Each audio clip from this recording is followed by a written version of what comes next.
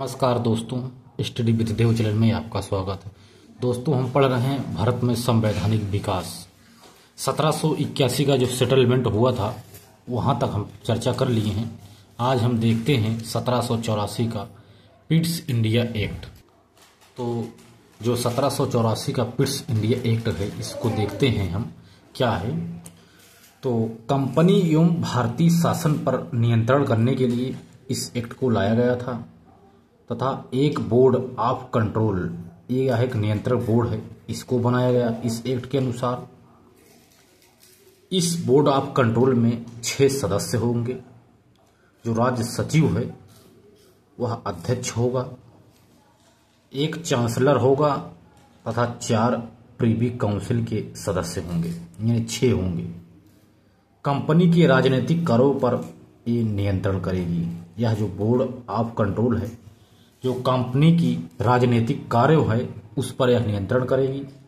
इस board of control में यानी 6 सदस्य हैं। जो राज्य सचिव है उसको अध्यक्ष बनाया गया, एक चांसलर था उसको इसमें रखा गया तथा 4 प्रीवी काउंसिल के सदस्य को बनाया गया, यानी इसमें 6 सदस्य थे बोर्ड ऑफ कंट्रोल में। इस एक्ट के तहत कोर्ट ऑफ डायरेक्टर जिसमें 24 थे, वो कंपनी के व्यापारिक कार्यों पर नियंत्रण करते थे और ये जो 6 सदस्य बोर्ड ऑफ कंट्रोल ये राजनीतिक कार्यों पर नियंत्रण करते थे। Court of director, court of board of control, यानी बोर्ड ऑफ कंट्रोल में 6 सदस्य थे, कोर्ट ऑफ डायरेक्टर में 24 सदस्य थे। इसके बाद भारत में कंपनी का अर्जित क्षेत्र ब्रिटिश आधिपत्य का क्षेत्र है। क्या कहा गया, जो भारत में कंपनी का अर्जित क्षेत्र है उसको ब्रिटिश आधिपत्य का क्षेत्र कहा गया, कि जहां जहां पर कंपनियां अपना क्षेत्र अर्जित की हैं उसको ब्रिटिश आधिपत्य में रखा जाएगा। इसके बाद कंपनी का प्रतिनिधित्व, यानी कंपनी द्वारा अर्जित क्षेत्रों पर ब्रिटिश क्राउन का आधिपत्य होगा, ऐसा कहा गया। जो देखते हैं कंपनी में भारत में कंपनी का अर्जित क्षेत्र ब्रिटिश आधिपत्य का क्षेत्र होगा, यानी क्षेत्राधिपत्य का क्षेत्र है। तो कंपनी द्वारा अर्जित क्षेत्रों पर ब्रिटिश क्राउन का आधिपत्य घोषित करने वाला प्रथम दस्तावेज यह है, क्योंकि जो कंपनी जितने भी क्षेत्र अर्जित करती थी उसको इस एक्ट में कहा गया कि ब्रिटिश आधिपत्य का क्षेत्र है, यानी कंपनी द्वारा अर्जित क्षेत्रों पर ब्रिटिश क्राउन का आधिपत्य घोषित करने वाला यह प्रथम दस्तावेज इसे ही कहा गया, जो 1784 का पिट्स इंडिया एक्ट है। गवर्नर जनरल की परिषद के सदस्य जिसमें 4 सदस्य थे, यह एक को घटा दिया गया तथा इसमें 3 कर दिया, यानी 4 से घटाकर 3 कर दिया गया। और अन्य प्रांतीय गवर्नर को भी 3 सदस्यीय परिषद किया गया। जो अन्य प्रांतीय गवर्नर थे वहां भी 3 सदस्य कर दिया गया। गवर्नर जनरल प्रांतीय सरकारों की विफलता पर उन्हें बर्खास्त कर सकता है। जो गवर्नर जनरल है, जो प्रांतीय सरकारें थी, यदि वो किसी तरह से विफल होती हैं कार्य करने में, तो यह गवर्नर जनरल उनको बर्खास्त कर सकता है, इस पिट्स इंडिया एक्ट में कहा गया। देशी राजाओं से युद्ध एवं संधि करने से पहले ब्रिटेन की सरकार से अनुमति लेनी होगी, यह भी इस एक्ट में ही कहा गया। गवर्नर जनरल प्लस 3 सदस्य में एक कमांडर इन चीफ होगा, यानी गवर्नर जनरल 3 सदस्यों में एक कमांडर ऑफ चीफ होगा, यानी गवर्नर जनरल को बहुत सारी शक्तियां इस एक्ट के अनुसार दी गई, यानी काफी शक्तियां थी गवर्नर जनरल। इसके बाद आता है 1786 का एक्ट। 84 का एक के बाद एक एक्ट आता है 1786 में। इसमें एक एक्ट आया गया, कहा गया गवर्नर जनरल विशेष परिस्थितियों में अपनी परिषद का निर्णय निरस्त कर सकता है, यानी इसको वीटो पावर दी गई 1786 में। यदि आपने कोई निर्णय लिया है, यदि आपको लगता है कि वह गलत है, तो आप विशेष परिस्थिति में आप अपने परिषद में जो आपने निर्णय दिया था उसको आप निरस्त कर सकते हैं, 1786 में कहा गया। इसके बाद 1786 में कहा गया सेना के प्रधान की जो समस्त शक्तियां हैं, जो सेना के प्रधान हैं, प्रमुख हैं, उनकी समस्त जो शक्तियां हैं वह शक्तियां गवर्नर जनरल के पास रहेंगी। यानी इस गवर्नर जनरल को और शक्तिशाली बनाया गया 1786 में। इनको बहुत सारे देखो शक्तियां इनकी बढ़ाते चले गए लोग। इसके बाद आता है 1793 का एक्ट। 1793 का एक्ट आता है, इसमें कहा गया कंपनी का कार्य 20 वर्ष के लिए लाइसेंस बढ़ाया गया।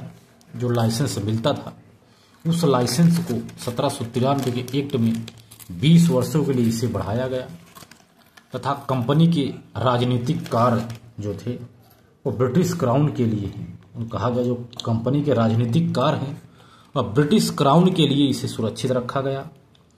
भारत में लिखित विधि के आधार पर शासन प्रशासन को चलाया जाएगा, इस एक्ट में ऐसा कहा गया।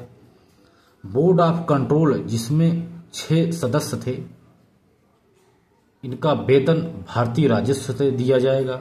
1793 एक्ट में कहा गया जो बोर्ड ऑफ कंट्रोल के जो 6 सदस्य हैं, इनका जो वेतन है अब भारतीय राजस्व से दिया जाएगा। यानी धन का बहिर्गमन करना इन्होंने शुरू कर दिया। सभी खर्चे निकालकर 5 लाख रुपए ब्रिटेन को वार्षिक दिया जाएगा, यह भी इसमें कहा गया। वीटो पावर को स्पष्ट किया गया कि आप ये वीटो पावर स्पष्ट है, आप इसे प्रयोग कर सकते हैं। यह शक्ति व्यवस्था सुरक्षा एवं ब्रिटिश प्रदेशों के हितों के मामलों में या पूरी तरह से इसको किया गया। जो यह पावर दिया जाएगा वीटो या शांति व्यवस्था सुरक्षा एवं ब्रिटिश प्रदेशों के हितों के लिए कोई भी मामला हो, इस पर आपको विशिष्ट स्पष्ट रूप से कह दिया गया आप वीटो पावर का प्रयोग कर सकते हैं। ये 1793 के एक्ट में कहा गया। इसके बाद आता है चार्टर एक्ट 1813 ईस्वी का, तो इस पे चर्चा करते हैं दोस्तों। ये भी भारतीय संवैधानिक विकास में अगला एक्ट आता है चार्टर एक्ट 1813 ईस्वी। यह वेरी इंपॉर्टेंट चार्टर एक्ट है 1813 ईस्वी का, तो इसको आप ध्यान से देखिए। इसमें कहा गया जो कंपनी का जो था, कंपनी का जो पूर्वी एशिया के साथ जो व्यापार था ईस्ट इंडिया कंपनी का, यानी कंपनी का यानी जो ईस्ट इंडिया कंपनी है, तो इसमें कहा गया कंपनी का पूर्वी एशिया के साथ व्यापार का एकाधिकार समाप्त कर दिया गया, पूरी तरह से नहीं। और यह कहा गया कि चीन के साथ व्यापार प्लस चाय पर एकाधिकार बना रहेगा। यानी कंपनी सिर्फ चीन के साथ और चाय के साथ अपना अधिकार बनाए रखेगी, अब बाकी और भी जितने अधिकार थे व्यापारिक अधिकार, यह कंपनी का जो व्यापारिक अधिकार था इसको समाप्त कर दिया गया। इस एक्ट के अनुसार ईसाई मिशनरियों को भारत में धर्म प्रचार की छूट दी गई। जो ईसाई मिशनरी हैं ये भारत में अपना धर्म का प्रचार प्रसार कर सकती हैं। कलकत्ता में एक गिरजा घर खोला इन्होंने, मिशनरी ईसाई मिशनरियों ने खोला गया। एक बिशप बनाया गया तथा इसमें 3 पादरी को नियुक्त किया गया इसको चलाने के लिए कलकत्ता में। और इसमें क्या कहा गया चार्टर 13 में 1 लाख रुपया प्रतिवर्ष शिक्षा पर आप खर्च किया जाएगा। शिक्षा पे ये लोग ध्यान देना शुरू कर दिए, कहा कि 1 लाख रुपए प्रतिवर्ष हम शिक्षा पर खर्च करेंगे। भारतीय साहित्य एवं विज्ञान के प्रसार के लिए फंड दिया जाएगा, ऐसा भी कहा गया इस एक्ट में कि शिक्षा के साथ साथ साहित्य एवं विज्ञान पर भी ध्यान दिया जाएगा। प्रांतीय गवर्नर जो विधि बनाएंगे उसे ब्रिटिश संसद से अनुमति कराना होगा। यानी प्रांत में जो गवर्नर नियुक्त किए गए हैं उन्हें कहा गया कि आप लोग कानून बनाओ, इसमें कोई दो राय नहीं है, लेकिन इसे ब्रिटिश संसद से आपको अनुमोदित कराना होगा, तभी यह जाकर पास होगा, नहीं तो यह विधि निरस्त हो जाएगी। और कहा गया सम्राट की अनुमति से ही, जो सम्राट है राजा है उसकी अनुमति से ही गवर्नर जनरल, प्रांतीय गवर्नर तथा सेना का जो प्रधान था इसकी नियुक्ति की जाती थी सम्राट की अनुमति से ही। स्थानीय निकाय को कर लगाने का अधिकार जैसे सफाई कर, चौकीदारी कर आदि का अधिकार भी इस एक्ट में दिया गया कि कौन लगा सकता है, कौन नहीं लगा सकता है। 1813 के बाद आता है 1833 का चार्टर्ड एक्ट। ये भी वेरी इंपॉर्टेंट है। यह केंद्रीकृत व्यवस्था लागू करती है। जो 1833 का चार्टर एक्ट है, यह एक केंद्रीकृत व्यवस्था लागू करती है।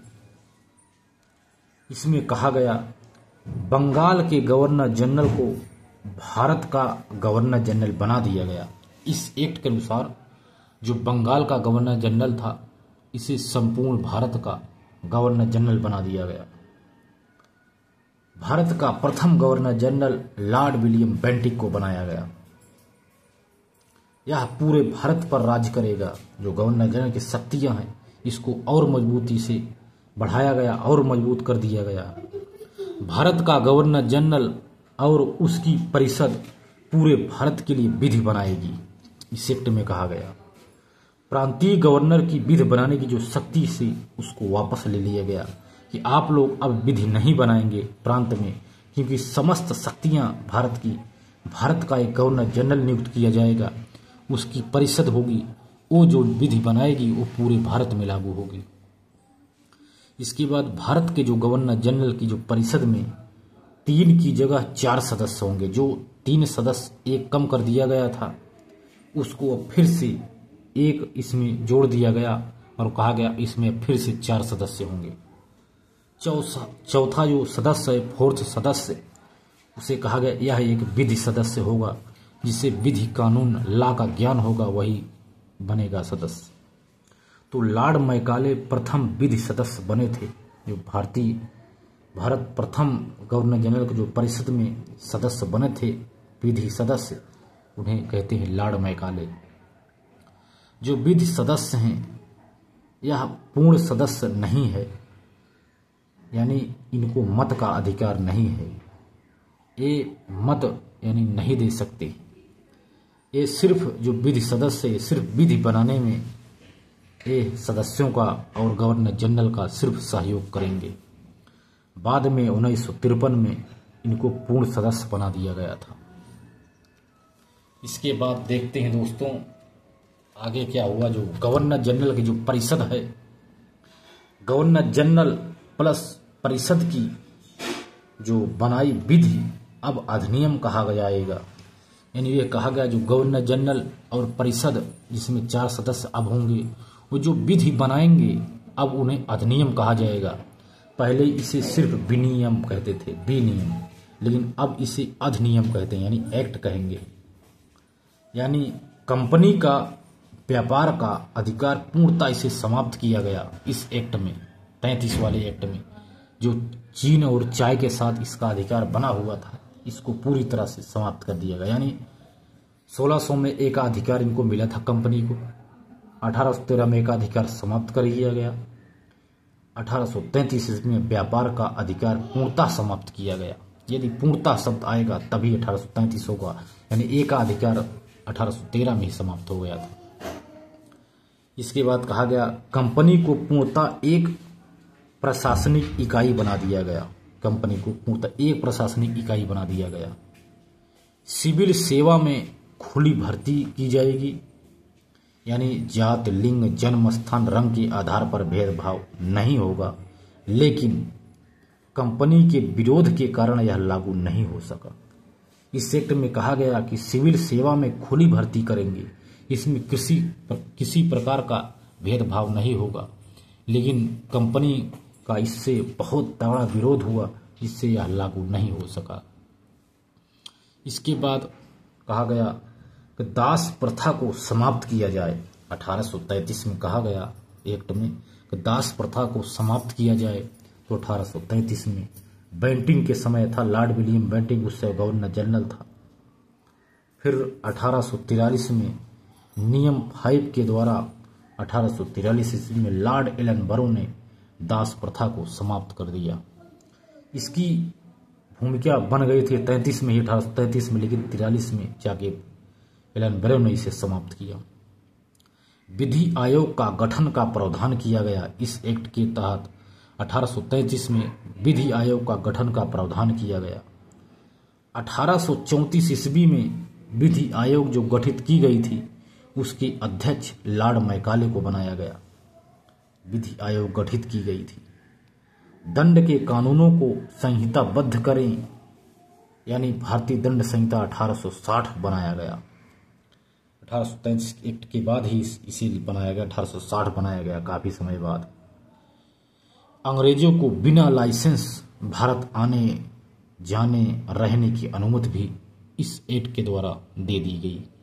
1833 में काफी विस्तार किया गया, यानी अंग्रेजों को कहा गया आप बिना लाइसेंस के भारत में आ सकते हैं, रह सकते हैं, आपको लाइसेंस की जरूरत नहीं पड़ेगी, आपको फुल अनुमति दी जाती है। तो दोस्तों हमने इसके बारे में देखा, अब देखते हैं कुछ। तो दोस्तों मिलते हैं और अगली क्लास में आगे देखते हैं दोस्तों। तो दोस्तों मिलते हैं और बेहतरीन क्लास में, तब तक के लिए धन्यवाद।